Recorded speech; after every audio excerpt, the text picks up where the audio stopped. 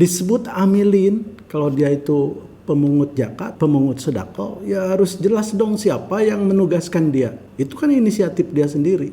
Kalau dia fisabilillah, ya boleh dia ngambil satu asnaf, tapi tidak pantas kalau dia itu sebagai ustadz, ya karena dia orang yang kaya raya.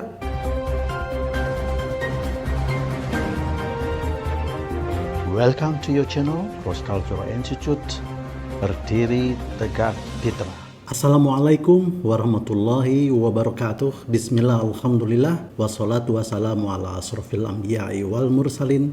Asyhadu an la ilaha illallah wahdahu la syarikalah wa asyhadu anna Muhammadan abduhu wa rasuluh. Allahumma sholli wa sallim ala nabiyil karim Muhammadin wa ala alihi wa sahbihi ajmain. Senang sekali saya bisa kembali menjumpai Anda di channel ini. Dan bahasan kali ini adalah saya terkejut sekali seperti tadi di dalam hook video ini. Adik Kori itu membacakan surat At-Taubah 60. Itu artinya adalah bahwa surat itu menjelaskan kewajiban melaksanakan sedekah. Saya kutipkan kembali ayatnya seperti ini. Siapa saja yang berhak menerima sedekah itu. Ini Quran nih ya. Coba dengarkan menurut Al-Quran siapa saja orang yang berhak menerima sedekah.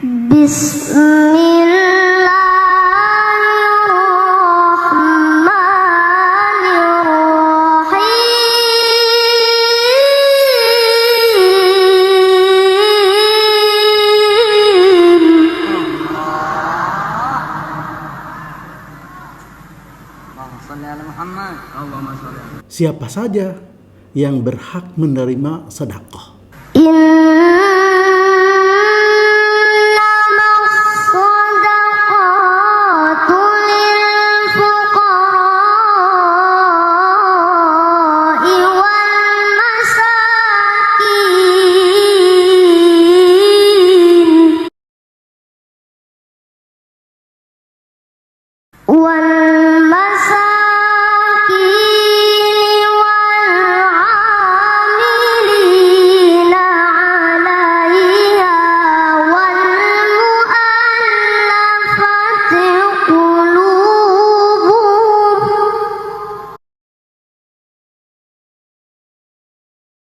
Amilin itu panitia pemungut sedekah.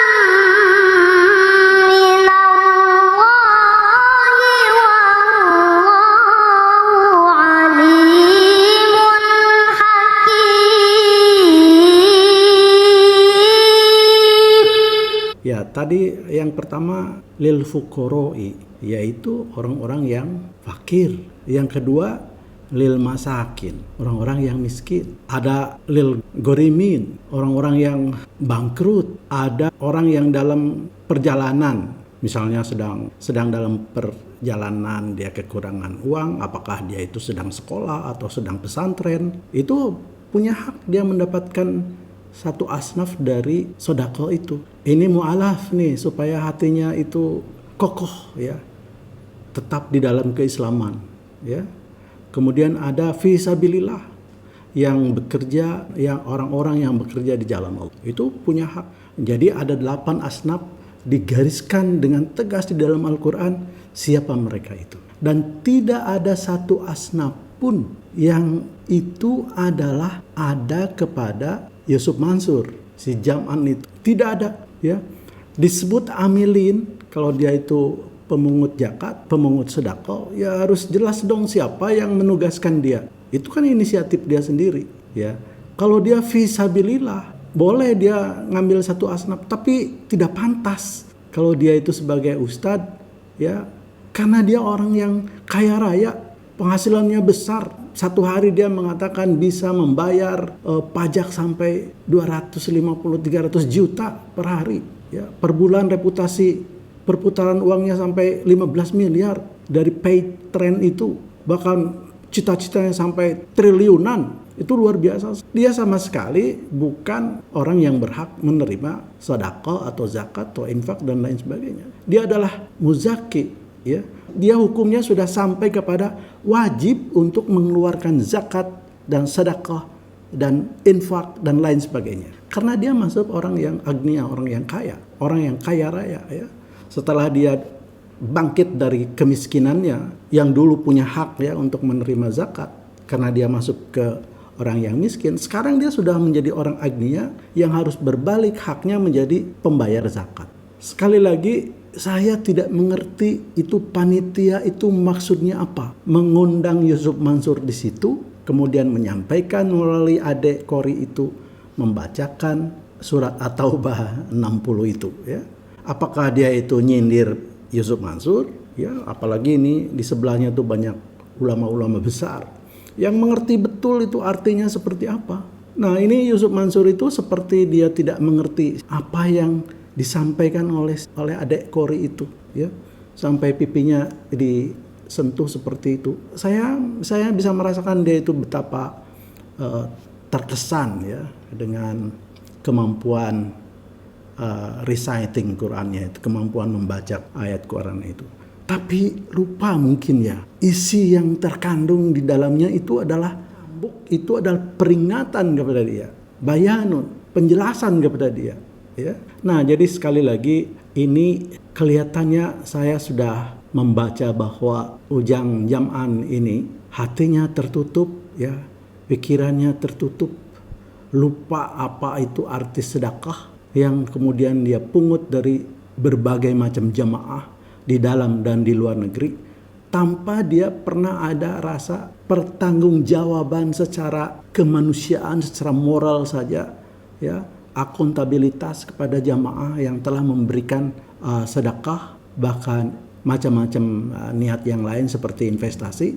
Entah dipakai apa uangnya, untuk apa uangnya, bagaimana mempertanggungjawabkannya, tidak pernah kita dengar itu. Terakhir belakangan kita tahu, ya, akibat perbuatan kelakuan seperti itu, rumahnya digeruduk oleh para investor yang merasa tertipu oleh tawarannya, kemudian dibawa ke ranah hukum sampai ke sidang pengadilan. Saya membaca terakhir dia memenangkan perkaranya, tapi kemudian perkara lain sedang menuntutnya karena persoalannya banyak masyarakat dan jamaahnya terutama yang dirugikan oleh tawaran-tawaran yang dia sampaikan kepada jamaahnya, ajakan-ajakan untuk berinvestasi yang dia sampaikan kepada jamaahnya. Ratusan miliar saya kira yang sudah dia terima itu. Nah, jadi sekali lagi ini saya menjelaskan ini untuk mengedukasi jamaah kita semua, ya, supaya tidak percaya dengan tawaran-tawaran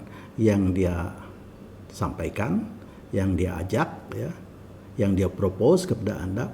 Dan yang kedua, ya, jangan sekali lagi, ya, saya mintakan lebih baik menyalurkan sedekah Anda, zakat Anda, infak Anda kepada lembaga lain yang lebih kredibel, yang lebih punya akuntabilitas dan dapat dipercaya. Sudah selesai dengan Yusuf Mansur, biarkan dia berdakwah tentang pentingnya sedekah, tapi jangan bersedekah kepada dia. Itu saja.